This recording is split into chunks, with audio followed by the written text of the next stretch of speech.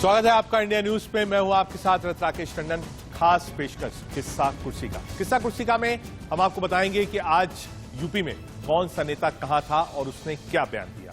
छापेमारी को लेकर राजनीति कितनी तेज हो गई है ये भी आपको बताएंगे। अरविंद केजरीवाल आज पंजाब में थे, उनका बड़ा बयान क्या था ये भी आपको समझाएंगे। साथ ही साथ बताएंगे कि आज दिल्ली से अखिलेश यादव के ऊपर कैसा वार किया गया।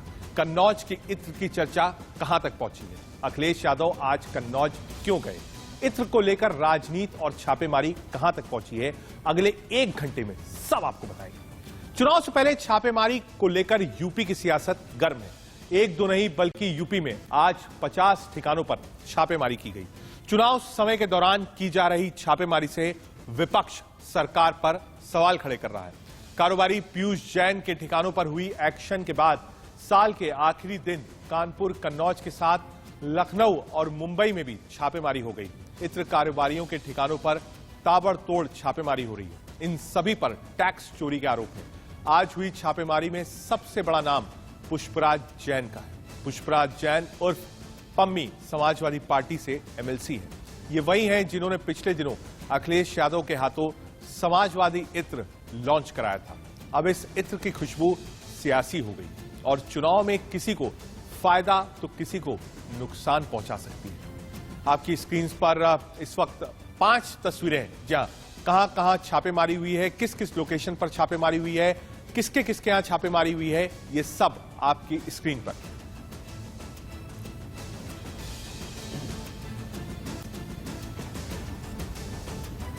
इनकम टैक्स की टीम ने पीयूष जैन के बाद कन्नौज के 2 और इत्र कारोबारियों के यहां छापा मारा है।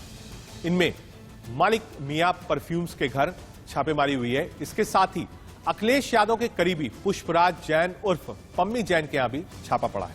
इनकम टैक्स की टीम आज सुबह 7 बजे कन्नौज में दोनों व्यापारियों के घर छापेमारी करने पहुंची। यूपी का कन्नौज हाल में काफी चर्चा में है। इसके पहले कन्नौज के इत्र व्यापारी पीयूष जैन के कानपुर और कन्नौज के घरों से 190 करोड़ से ज्यादा की नकदी बरामद हुई थी। उत्तर प्रदेश में चुनावी माहौल के बीच लगातार हो रही छापेमारी से दूसरे मायने भी निकाले जा रहे हैं। विपक्ष इन छापेमारी को लेकर मोदी योगी सरकार पर हमलावर है। यूपी के हाथरस में भी इत्र व्यापारी पुष्पराज जैन उर्फ पम्मी जैन के यहां आईटी की छापेमारी हुई है। इस पर ज्यादा जानकारी दे रहे हैं India news reporter PN Sharma. Pammi Jain Sapa MLC के यहाँ छापेमार कार्रवाई की गई है। कह सकते हैं दो गाड़ियों में आधा दर्जन आयकर विभाग के अधिकारी यहाँ आए हुए हैं और छापेमार कार्रवाई की जा रही है। हालांकि वो कुछ भी बोलने से बचते नजर आ रहे हैं, लेकिन कह सकते हैं कि सीधा चौकीदार है, चौकीदार के साथ में पूछताछ की जा रही है। और कह सकते हैं एक जो चर्चाओं का विषय है वो यही है कि चुनाव का दौर है तो कार्रवाइयाँ शुरू हो गई हैं। वहीं कह सकते हैं हाथरस में पहला दिन है जिसके द्वारा कार्रवाई की जा रही है। यहाँ पम्मी जैन जो पूर्व एमएलसी हैं, इनकी कोठी बनी हुई है, इत्र का काफी बड़ा व्यवसाय है, तो शुरुआत यहाँ हाथरस में हो चुकी है। चर्चा वही कि कहीं न कहीं ये चुनावी माहौल बनाया हुआ है। PN Sharma, India news, Hathras. Ground से रिपोर्ट हमने आपको दिखाई। यूपी के कन्नौज में इत्र व्यापारी के यहाँ छापेमारी का दौर जारी है। पीयूष जैन पर कार्रवाई के बाद आयकर विभाग ने अब समाजवादी पार्टी के एमएलसी पुष्पराज जैन और पम्मी जैन के ठिकानों पर छापा मारा है। इनकम टैक्स की ओर से पुष्पराज जैन के मुंबई के 4 बैंक खातों की भी जांच की जा रही है। ये चारों account state bank of India Borivali branch के हैं। इसके अलावा एक प्राइवेट बैंक एचडीएफसी अकाउंट और एसबीआई के कन्नौज सिटी ब्रांच में पम्मी जैन से जुड़े एक करंट अकाउंट और 4 सेविंग बैंक अकाउंट की जांच चल रही है। इस पर ज्यादा जानकारी दे रहे हैं हमारे संवाददाता, रिपोर्ट देखिए। समाजवादी पार्टी के एमएलसी और कन्नौज के निवासी पुष्पराज जैन और पम्पी के घर पे और मोहम्मद याकूब 2 लोगों के घर पे कन्नौज, कानपुर और अन्य तमाम ठिकानों पे एक साथ आयकर की छापेमारी हुई है। हम इस समय पम्पी के ऑफिस के बाहर खड़े हैं। ये पुष्पराज जैन का ऑफिस है, आप देख सकते हैं पूरी बिल्डिंग है। ये कैनाल पटरी रोड पे एक्सप्रेस वे पे ये ऑफिस बना हुआ है पुष्पराज जैन पम्पी का। वहाँ पे हम खड़े हुए हैं। फिलहाल अभी यहाँ ताले लगे हुए हैं। जो टीम है वो यहाँ मौजूद है, लेकिन कहीं ना कहीं इन तालों की चाबी अभी तक नहीं मिल सकी है टीम को, जिसकी वजह से ये ऑफिस अभी बंद है। यहाँ जाँच नहीं हो पाई है। हम आपको बता बता दें कि आयकर की टीम के एक साथ कई ठिकानों में छापेमारी की गई है, जिसमें कानपुर शामिल है, कन्नौज शामिल है, दिल्ली शामिल है, अंबेडकर नगर शामिल है, मुंबई शामिल है। एक साथ सेंट्रल की जांच एजेंसियां ने एक साथ इस तरीके से छापेमारी की है। कैमरा पर्सन आरुष के साथ राहुल वाजपेयी, इंडिया न्यूज, कानपुर। गौरतलब है कि एसपी एमएलसी पुष्पराज जैन पार्टी अध्यक्ष अखिलेश यादव के करीबी माने जाते हैं। पिछले दिनों उन्होंने लखनऊ स्थित समाजवादी पार्टी के कार्यालय में समाजवादी इत्र बांटा था। पुष्पराज जैन उर्फ पंपी जैन पिता स्वर्गीय सवाई लाल जैन हैं। 64 साल के पुष्पराज जैन इत्र कारोबारी के साथ साथ दूसरा बिजनेस भी देखते हैं। पुष्पराज जैन कोल्ड स्टोरेज और पेट्रोल पंप के भी मालिक बताए जाते हैं। प्रगति एरोमा, प्रशस्ति एग्रो फार्म प्राइवेट लिमिटेड, प्रशस्ति कंस्ट्रक्शंस प्राइवेट लिमिटेड, प्रशस्ति प्रॉपर्टीज रिलेटर्स प्राइवेट लिमिटेड और लवली फ्रैग्रेंसेस प्राइवेट लिमिटेड, ये सब उनकी रजिस्टर्ड फर्म।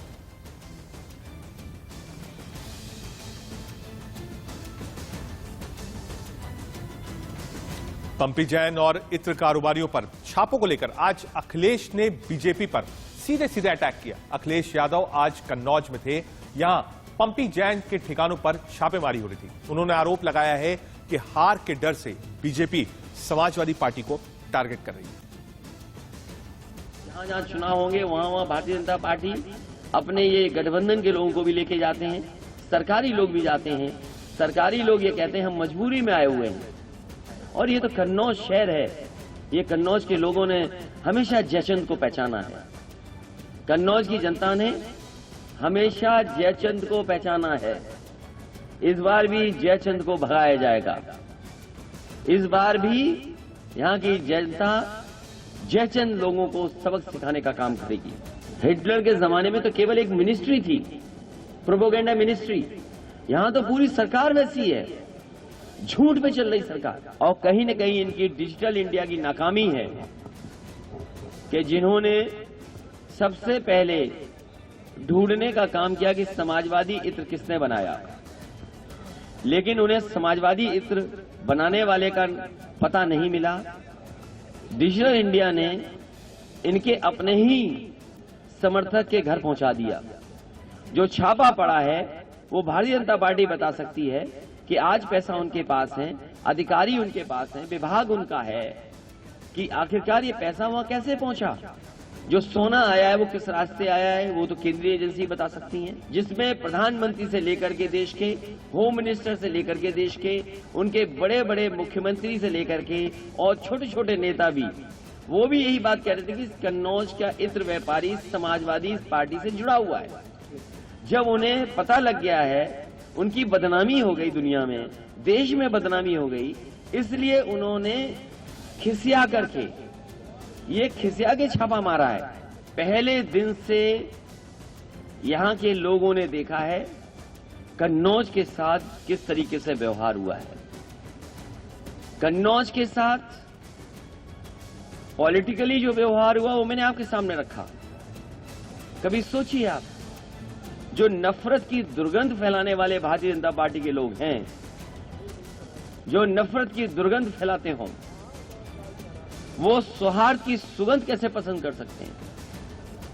इसलिए जानबूझ करके समाजवादी पार्टी को, तो एक जगह जहां समाजवादी पार्टी को तो करना ही चाहते हैं ये बदनाम, लेकिन दुख इस बात का है कि लखनऊ से लेकर के दिल्ली वाले तक इस कन्नौज, जिसका इतिहास, जिसकी सुगंध, जिसका इत्र, जिसकी पहचान दुनिया में है, उसको बदनाम करने में लगे हुए हैं।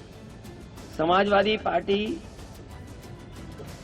का उससे कोई संबंध नहीं जिस पर पहले छापा पड़ा है। जिस पर छापा पड़ा पहली बार, वो भारतीय जनता पार्टी और भारतीय जनता पार्टी के लोगों का संबंध है। भारतीय जनता पार्टी बताए कि इतने बड़े पैमाने पर रुपया कैसे निकला। जिस भारतीय जनता पार्टी ने बताया कि नोटबंदी के बाद काला धन नहीं आएगा, नोटबंदी के बाद इस तरह का पैसा इकट्ठा कोई नहीं कर पाएगा। व्यापार अच्छा होगा, सरलीकरण होगा और इससे व्यापार अच्छा हो सकेगा।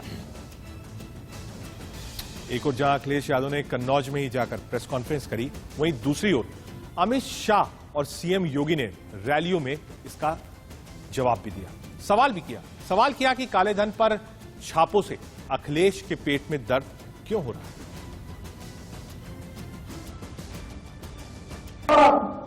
बुआ बबुआ यूपी को आगे ले जा सकते हैं क्या?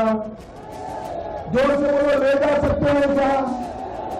उनके राज में तो ठेले भर भर कर कैश के नोटों की गड्डियां मिल रही है, गड्डियां मिल रही है। इस समाजवादी हिंसा की दुर्गंध पूरे यूपी में फैल। आज जब रेलें चल रही है, उनके पेट में उबाल हो रहा है, उबाल हो रहा है। था लेकिन पहले वो पैसा कैसे सत्ताधारी दल के नेताओं की जेब में और उनकी तिजोरियों को भरने में लगाया जाता था, आज जब जेसीबी से उनकी दीवारों को तोड़ करके पैसा निकाला जा रहा है, आप देख रहे होंगे नोटों की ढेर निकल रही है, नोटों की गड्डियां निकल रही हैं और लोग सफाई दिए जा रहे हैं।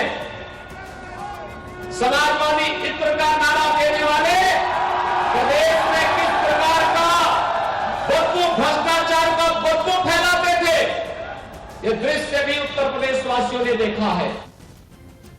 बात यहीं पर नहीं रुकी।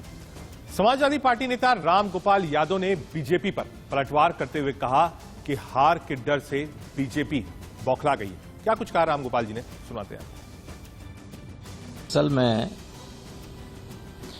बीजेपी अखिलेश की लोकप्रियता से अखिलेश की जनसभाओं में आने वाले अपार जनसमूह को देख के घबरा गई। बड़े बड़े बीजेपी के नेताओं की मीटिंग हो रही, सारा प्रशासन, सारा अमला लगता है, तो अखिलेश की सभाओं के कोने के बराबर इनकी भीड़ नहीं हो पाती, जिसमें सब कर्मचारी होते हैं। इस खबर पर हमारे दो सहयोगी हमसे जुड़ रहे हैं। अनुराग जुड़ रहे हैं कन्नौज से और रवि जुड़ रहे हैं लखनऊ से। सीधे पहले रवि आपके पास आऊंगा। रवि, इत्र राजनीति, छापेमारी, लखनऊ, कन्नौज, महाराष्ट्र, दिल्ली, सब जगह इत्र है और सब जगह छापेमारी है। रवि, देखिए, इत्र अपनी खुशबू के लिए जाना जाता है और इस कारोबार को शायद इसीलिए जाना जाता है क्योंकि इत्र से महक होती है और महक को लोग पसंद करते हैं। लेकिन इन दिनों इत्र अपनी अलग पहचान के लिए जाना जा रहा है। उत्तर प्रदेश में अगर बात करें जिस तरीके से इत्र के व्यापारियों का छापेमारी हुई है, चाहे हम बात करें पीयूष जैन को लेकर छापेमारी की बात करें और कानपुर से कन्नौज से छापेमारी हुई, उसके बाद फिर पुष्पराज को लेकर जो पुष्पराज जैन को लेकर जो छापेमारी कार्रवाई है वो हुई है। अगर बात करें पूर्व में पीयूष जैन के यहाँ जो छापेमारी की गई थी उसमें एक बड़ा कुबेर का खजाना हाथ लगा था, उसके बाद फिर छापेमारी कार्रवाई है वो की जा रही है। अगर बात करें तो कानपुर से कन्नौज तक और लखनऊ, उसके अलावा मुंबई, दिल्ली तक छापेमारी कार्रवाई अलग अलग जगहों पर की जा रही है। कई सारे ऐसे व्यापारी हैं जिनको लेकर आईटी की टीमें हैं और वो छापेमारी कर रही है और साफ तौर पे एक बड़ी टैक्स चोरी का कहीं एक शक है। और उसके अलावा जो कुबेर का खजाना मिला था अगर पीयूष जैन के यहाँ से, तो उसको लेकर भले ही जो आरोप प्रत्यारोप का दौर है वो चल रहा हो, चाहे हम सत्ता पक्ष की बात करें या विपक्ष की बात करें, दोनों एक दूसरे पर हमलावर है। लेकिन कहीं ना कहीं चुनाव से पहले जो छापेमारी कार्रवाई हुई है वो बहुत कुछ कहती है, उसको लेकर ही विपक्ष है वो हमलावर जरूर है। लेकिन वहीं अगर बात करें तो सत्ता पक्ष के जो बड़े दिग्गज नेता है, चाहे अमित शाह हो, चाहे प्रधानमंत्री नरेंद्र मोदी हो, चाहे उत्तर प्रदेश के मुख्यमंत्री योगी आदित्यनाथ हो, जिस तरीके से हमलावर है वो साफ करता है किस तरीके से। एक बार सीधे अनुराग के पास चलेंगे क्योंकि जो एपी सेंटर है उत्तर प्रदेश की राजनीति का, फिलहाल आज के लिए अनुराग कन्नौज था। अखिलेश यादव ने प्रेस कॉन्फ्रेंस करी, कन्नौज में छापे पड़े, पुष्पराज जो उनके एमएलसी हैं वहां पर भी छापे पड़े, 3-4 लोगों के, और लखनऊ में, महाराष्ट्र में छापे पड़े। कन्नौज क्या कह रहा है? जी आपको बता दूं कि जो आज जो छापेमारी हुई है पंकज जैन के यहाँ पे और मलिक मियां के यहाँ पे छापेमारी हुई है, तो उसी अखिलेश जी ने जो है प्रेस वार्ता की थी और उन्होंने कहा है कि भाजपा जो है नफरत की दुर्गंध फैलाने का काम कर रहे हैं और सौहार्द की सुगंध कैसे पसंद कर सकते हैं। जिस जगह पर उन्होंने पहली बार छापा मारा उसको समाजवादी से कोई ताल्लुक नहीं है, उन्होंने बताया। जी और जो जनता का समर्थन ठीक है सभा को मिल अनुराग, रहा है, अपडेट्स आपसे लेते रहेंगे। रवि, आपका भी बहुत शुक्रिया लखनऊ का क्या मिजाज है बताने के लिए। आगे बढ़ते हैं। अखिलेश यादव ने छापे को लेकर केंद्र सरकार और एजेंसियों को घेरा। वित्त मंत्री निर्मला सीतारमण ने इसका जवाब भी दिया। वित्त मंत्री ने कहा कि जो टीम छापा मारने गई थी वो खाली हाथ नहीं लौटी है। अखिलेश को क्यों डर लग रहा है, क्या कुछ कहा वित्त मंत्री ने, एक बार सुनिए। हाथ वापस आए क्या? जो भी इसके ऊपर टिप्पणी दे रहे हैं, मैं उनसे ये प्रश्न पूछना चाहती हूं, वो गए खाली हाथ आए क्या? फिर आप बोल सकते हैं ये गलत हुआ, और ये भी गलत फहमियां फैला सकते हैं कि किसी और के यहां करना था, इधर चले गए। भैया गए, सही घर में गए, सही हर घर में सर्च हुआ, और निकलने के बाद प्रूव भी हो रही है कि जो इंफॉर्मेशन के तहत गए सही गए। आप इसको टैक्स इवेशन हो क्या कुछ हो बोलने के लिए ठीक है, मगर ये बात बोलना कि गलत घर में गए तो पैसा उनका है क्या? उनका पैसा उधर रखा गया क्या? इसका मतलब क्या है? किसका डिफेंड कर रहे हैं आप? नहीं, गलत बंदे के घर में गए। अरे गलत बंदे के यहां इतना पैसा मिलता है तो गलती आपका है क्या? उनका। आगे बढ़ते हैं। अयोध्या के बाद अमित शाह बरेली पहुंचे, जहां उन्होंने रोड शो किया। अमित शाह के रोड शो में हजारों कार्यकर्ता पहुंचे। यूपी में बीजेपी कपल खिलाने की कोशिश में है। ऐसे भी कोई कसर बीजेपी छोड़ना नहीं चाहती। नेता यूपी में ताबड़तोड़ रैलियां और रोड शो कर रहे हैं, जिससे कि यूपी हाथ से निकल ना जाए।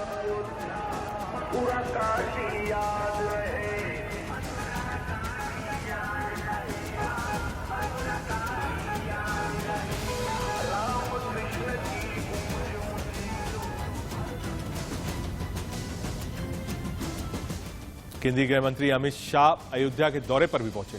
इस दौरान यहां उन्होंने संत नित्य गोपाल दास से मुलाकात की और उनसे आशीर्वाद लिया। इसके बाद शाह ने राम जन्मभूमि का दौरा किया और इसका निरीक्षण भी किया। साथ ही अमित शाह ने रामलला का आशीर्वाद भी लिया। शाह ने यहां राम जन्मभूमि परिसर में पौधारोपण भी किया। अयोध्या दौरे की 4 तस्वीरें हम आपको दिखा रहे हैं।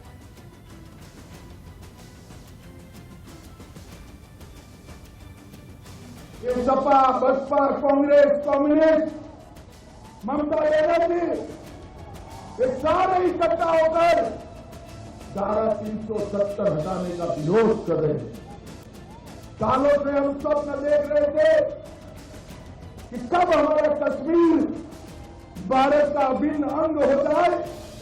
5 अगस्त 2019 को पार्लियामेंट में मोदी जी ने धारा 370 को उखाड़ कर फेंक।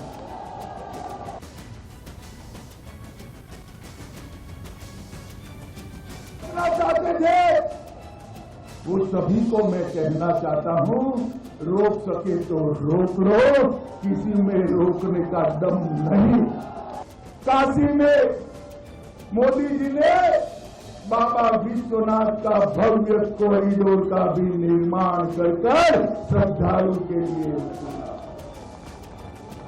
औरंगजेब के जमाने से बाबा विश्वनाथ के जो दर्शन करने जाते थे वो मन मचोकर वापस था। चुनाव से पहले यूपी के सीएम योगी आदित्यनाथ ने आशा वर्कर्स सम्मेलन में 80,000 आशा बहनों को स्मार्टफोन बांटे और उनका मानदेय बढ़ाने का भी ऐलान कर दिया।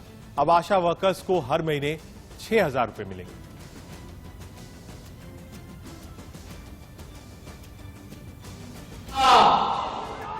लेकिन पहले वो पैसा कैसे सत्ताधारी दल के नेताओं की जेब में और उनकी तिजोरियों को भरने में लगाया जाता था, आज जब जेसीबी से उनकी दीवारों को तोड़ करके पैसा निकाला जा रहा है। आप देख रहे होंगे नोटों की ढेर निकल रही है, नोटों की गड्डियां निकल रही हैं और लोग सफाई दे जा रहे हैं। समाजवादी पार्टी रही हो या कांग्रेस या फिर बहुजन समाज पार्टी, भ्रष्टाचार इनके जीन्स का हिस्सा बन गया है। भ्रष्टाचार के बगैर इनका काम ही नहीं चलता।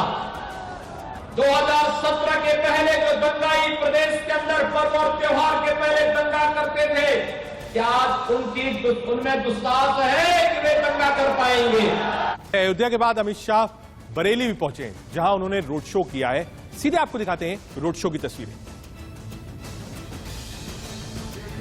का काम किया है और मित्रों, सबसे बड़ी बात है कि प्रभु श्री राम का मंदिर भी अयोध्या में बनने जा रहा है।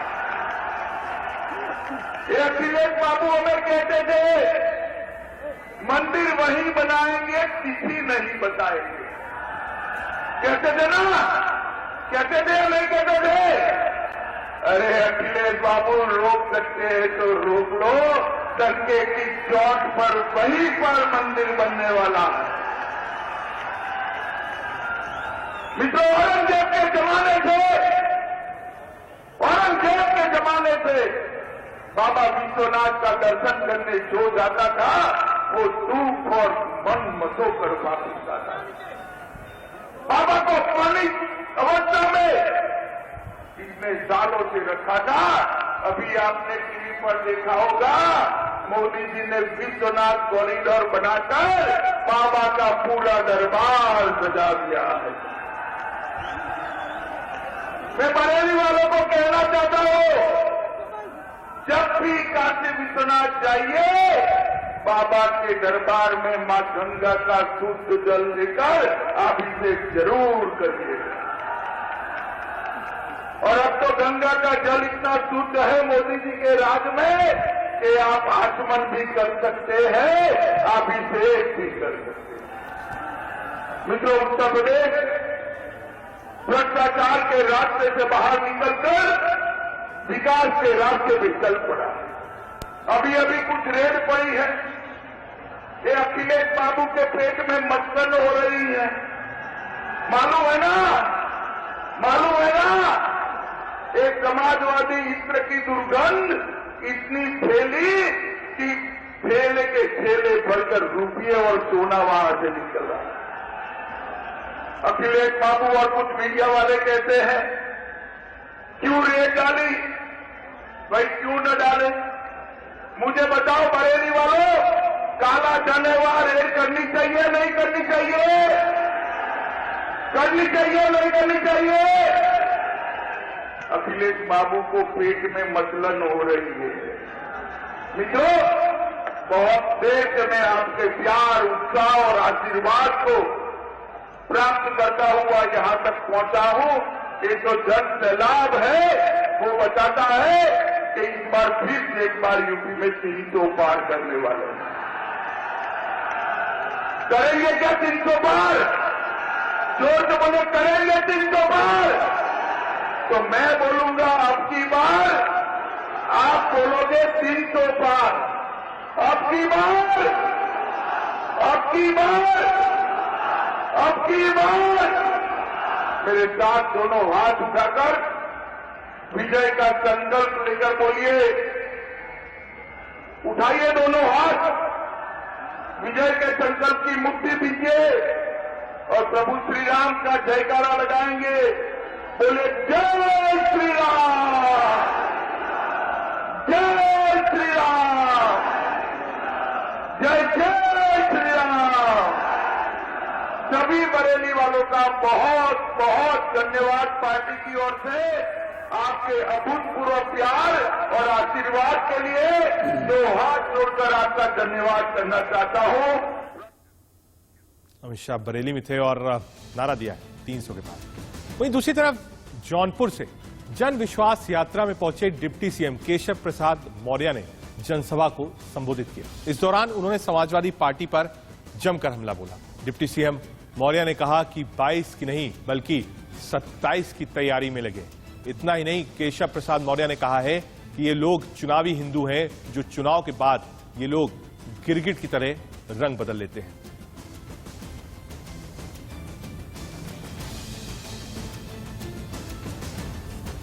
छापे की किसी कार्रवाई पर अगर एक भी शब्द उनके मुंह से निकला है तो यह मैं मानता हूं कि अभी मैंने सुना नहीं है, आप बता रहे हो उसके आधार पर बोल रहा हूं, तो ये चोर के दाढ़ी में तिनके जैसा है। जांच की जो एजेंसियां होती हैं अगर वो कार्रवाई नहीं करती, ये तहखाने में छिपाया गया गरीब कल्याण के लिए जो पैसा 280 करोड़ रुपए कैश बरामद हुआ है, ये कहां से बरामद होता? समाजवादी पार्टी ने अपने शासनकाल में जो भ्रष्टाचार किया है उसका खुलासा हुआ है, और जो छापे की कार्रवाई चल रही होगी, मैं जो आप बता रहे हो मैंने भी सुबह सुना है, वो छापे की कार्रवाई का अगर सपा स्वागत करने की जगह उस पर कोई भी बयान दे रही है तो दाल में कुछ काला है। छापे को लेकर बयानबाजी जारी है। मिशन यूपी में बीजेपी पूरी तरीके से जुट गई है। बरेली पहुंचे केंद्रीय मंत्री अर्जुन राम मेघवाल से बातचीत की इंडिया न्यूज रिपोर्टर आशीष ने। संस्कृति मंत्री हैं, आपसे बात करेंगे। जन विश्वास यात्रा बरेली पहुंच रही है, तब तो कैसे देख रहे हैं आज अब बरेली आए होंगे, कितना अभूतपूर्व है ये, और कैसे जो उत्तर प्रदेश का चुनावी माहौल है उसको कैसे देख? ये जन विश्वास यात्रा का आज समापन है ब्रज क्षेत्र का, और वो बरेली में हो रहा है। और हमारे लिए सौभाग्य की बात है कि हमारे देश के गृह मंत्री, सहकारिता मंत्री आदरणीय अमित शाह जी इसका समापन कर रहे हैं बरेली में। जैसे हमारे राजेश अग्रवाल जी ने कहा कि प्रोग्राम बहुत दिव्य है। आप देख रहे होंगे रास्ते में कितनी भीड़ उमड़ रही है और अपना भीड़ आ रही है। ये साबित कर रहा है कि आने वाले चुनाव में 2022 के जो चुनाव आ रहे हैं उन चुनाव में पुनः जनता भारतीय जनता पार्टी को आशीर्वाद देगी। अब बात पंजाब की। ओपिनियन पोल और चंडीगढ़ जीत से गदगद आम आदमी पार्टी ने पंजाब में अपनी रणनीति अमूल चूक परिवर्तन किया है। पंजाब के पटियाला में दिल्ली के मुख्यमंत्री अरविंद केजरीवाल शांति मार्च निकाला। इस मार्च में समर्थकों और कार्यकर्ताओं की भारी भीड़ जुटी। यहां केजरीवाल ने विपक्षी पार्टियों पर निशाना साधा और कहा कि पंजाब का माहौल खराब करने की कोशिश की जा रही है, जिसे हम सफल नहीं होने देंगे। केजरीवाल इतने पर ही नहीं रुके, उन्होंने चन्नी सरकार को भी आड़े हाथों लिया। 3 करोड़ पंजाबियों की तरफ से उन शक्तियों को, पंजाब के दुश्मनों को संदेश देना चाहते हैं कि हम तुम्हारे मंसूबे कामयाब नहीं होने देंगे। हम पंजाब का माहौल खराब नहीं होने देंगे। हम पंजाब का भाईचारा खराब नहीं होने देंगे। हम पंजाब की शांति खराब नहीं होने देंगे। इन लोगों को जो मर्जी करने दो, अब हमें पंजाब की सत्ता जनता के हाथ में देनी है। जनता निर्णय लेगी और पंजाब सरकार उसी के हिसाब से चला करेगी। दोस्तों, आज मुझे बड़ा दुख है, पूरी की पूरी पंजाब सरकार, इससे कमजोर सरकार आज तक कभी नहीं आई। आपस में लड़ रहे हैं ये लोग, इनको किसी को पंजाब की परवाह नहीं है, पंजाब के माहौल की परवाह नहीं है। कुर्सी के लिए लड़ रहे हैं। वो कह रहा है मैं सीएम बनूंगा, वो कह रहा है मैं सीएम बनूंगा, वो कह रहा है मैं सीएम बनूंगा। सीएम की लड़ाई चल रही है, कुर्सी की लड़ाई चल रही है। पंजाब चुनाव से पहले आम आदमी पार्टी अपना कुनबा बढ़ाने में जुटी है। क्रिकेटर वीरेंद्र सहवाग की बहन अंजू सहवाग ने आम आदमी पार्टी ज्वाइन कर ली। पार्टी ज्वाइन करने के बाद उन्होंने कहा कि अब वो आपके लिए काम करेंगी।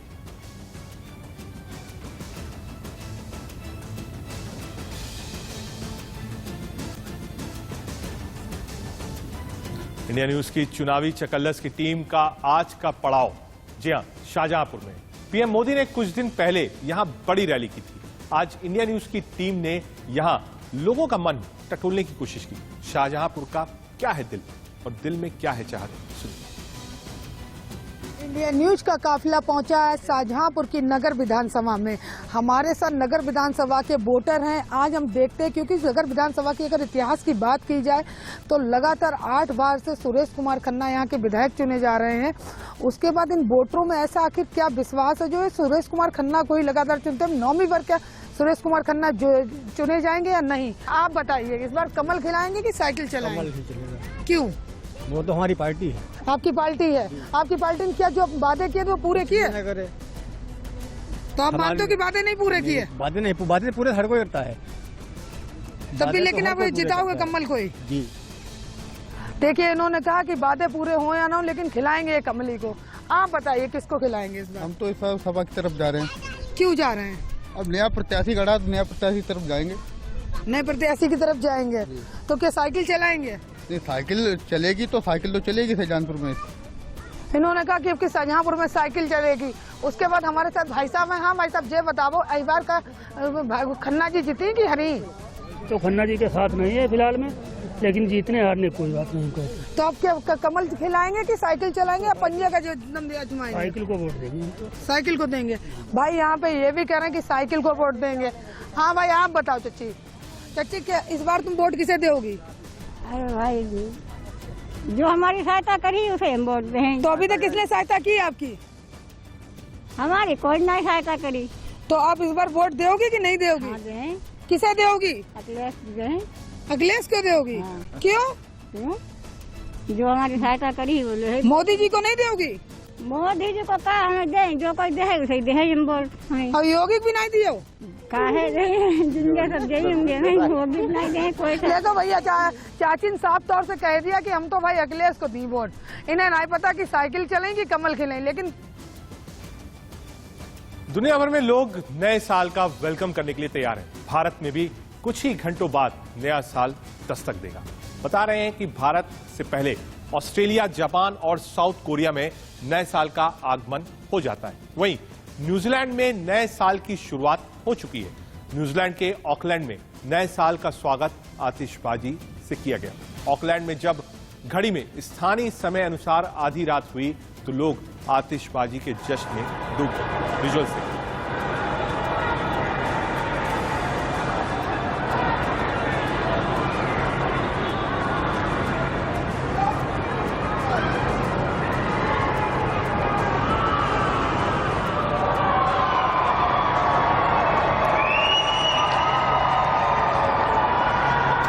वहीं ऑस्ट्रेलिया में भी नया साल शुरू हो चुका है। ऑस्ट्रेलिया के शहर सिडनी में आतिशबाजी कर नए साल का स्वागत किया गया। सिडनी के ओपेरा हाउस और हार्बर ब्रिज पर नए साल के दस्तक देते ही आतिशबाजी शुरू हो गई। हमेशा ही अद्भुत आतिशबाजी की वजह से सिडनी शहर काफी मशहूर रहता है।